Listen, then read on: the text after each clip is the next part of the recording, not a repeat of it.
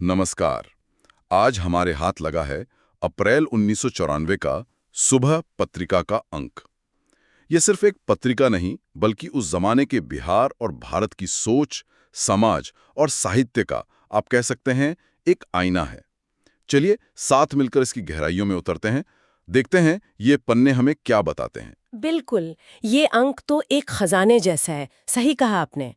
इसमें हमें आम लोगों के निजी संघर्ष की कहानियां मिलेंगी, उस दौर की लोक कलाओं की क्या दशा थी, उस पर मंथन है। भाषा को लेकर भी एक जरूरी बहस छिड़ी हुई है इसमें। और हाँ, साहित्य के कुछ बेहतरीन झलकियां भी हैं।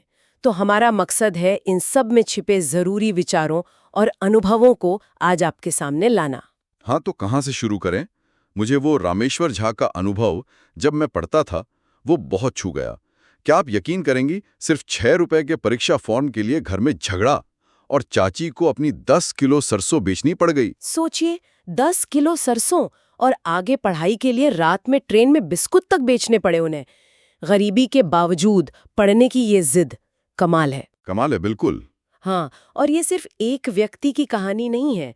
ये उस दौर की सच्चाई है कि शिक्षा हासिल करना कितना बड़ा संघर्ष था, खासकर छोटे शहरों और गांवों में तो और भी ज्यादा। इसी संघर्ष और सच्चाई की बात संपादक अनिल चंद्र ठाकुर भी अपने संपादकीय मेरी बात आपकी बात में करते हैं, जब वो अपने पितामह स्वर्गीय सदानंद ठाकुर को याद करते हैं। उनकी सबसे बड़ी खूबी थी अंदर बाहर एक समान होना। अच्छा, यानी कथनी और करनी में फर्क ना होना। बिल्कुल। वो हजारी प्रसाद द्विवेदी और विश्वनाथ प्रसाद मिश्र जैसे जाने माने साहित्यकारों से जुड़े किस्से साझा करते हुए इसी ईमानदारी पर जोर देते हैं। ईमानदारी की बात हुई तो भाषा के सवाल पर भी इस अंक में बड़ी ईमानदारी से चर्चा है। कुमार केटकर का एक लेख है जिसका अनुवाद अनिल चंद्र ठाकुर ने किया है। सवाल है, क्या सचमुच हमें अंग्रेजी की आवश्यकता है? ये तो आज भी बड़ा सवाल है। बिल्कुल। ये लेख उस समय भारत की भाषाई सच्चाई को सामने रखता है। सोचिए, करीब 1650 भाषाएं और बोलियां, और इनके बीच अंग्रेजी का बढ़ता दबदबा। लेख में एक शब्द है प्रिविलेजेंसिया। प्रिविलेजेंसिया। हाँ, मतलब वो छोटा सा अंग्रेजी बोलने वाला सुविधा संपन्न वर्ग जो सामाजिक और सांस्कृतिक चर्चाओं पर आप कह सकते हैं हावी रहता है, जबकि हमारी अपनी क्षेत्रीय भाषाएं चुनौतियों से जूझ रही हैं। लेख किसी का पक्ष नहीं लेता, बस उस वक्त की स्थिति का विश्लेषण करता है। यानी एक तरफ अपनी जड़ों से जुड़ी भाषाएं संघर्ष कर रही थीं और दूसरी तरफ कलाओं का भी कुछ ऐसा ही हाल था। कुमार दिनेश का लेख हमारी लोक कलाएं, वो शायद इसी तरफ इशारा करता है। आपने सही पकड़ा। लेख दो तस्वीरें दिखाता है। बिल्कुल, एक तरफ मधुबनी कला, जिसे स्वर्गीय ललित नारायण मिश्र ने दुनिया भर में पहचान दिलाई, और पद्मश्री सीता देवी जैसी कलाकारों ने इसे ऊंचाइयों तक पहुंचाया। हाँ, मधुबनी तो बहुत प्रसिद्ध हुई। बहुत ज्यादा। लेकिन दूसरी तरफ है पटना कलम शैली। ये शैली जरूरी सामान की कमी और सीखने की मुश्किलों की वजह से दम तोड़ रही थी। कलाकार कृष्णदास रस्तोगी जैसे लोग कोशिश तो कर रहे थे, पर लेख साफ कहता है कि अगर गुरु शिष्य परंपरा को फिर से जिंदा नहीं किया गया तो ये अनमोल कला सिर्फ म्यूजियम की चीज बन के रह जाएगी। कितने दुख की बात है, कला दुनिया में नाम कमा रही थी और दूसरी अपने ही घर में। हाँ। खैर, पत्रिका में साहित्य भी है। शरद चंद्र ठाकुर की कहानी पहचान का जिक्र है। हाँ, पहचान। ये कहानी चंद्रकांत और चंदा के प्रेम के बहाने समाज में अमीर गरीब के बीच की जो खाई है उसे दिखाती है।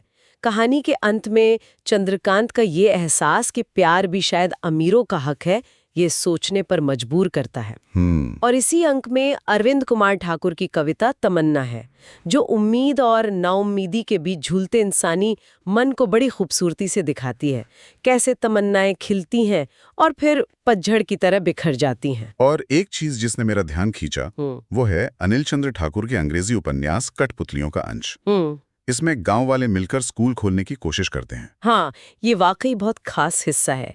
ये दिखाता है कि कैसे मुल्लों जैसे नौजवानों के नेतृत्व में गांव के लोग वहां के अमीर सेठों के विरोध के बावजूद बच्चों के लिए स्कूल खोलने को एकजुट हो जाते हैं। अच्छा। और फिर हाकिम साहब का वो गांधीवादी अंदाज में कहना कि स्कूल का उद्घाटन गांव का गरीबों में से गरीब इंसान करेगा, ये सामुदायिक एकता और जमीनी स्तर पर बदलाव लाने की जबरदस्त मिसाल है। हाँ, जबरदस्त मिसाल।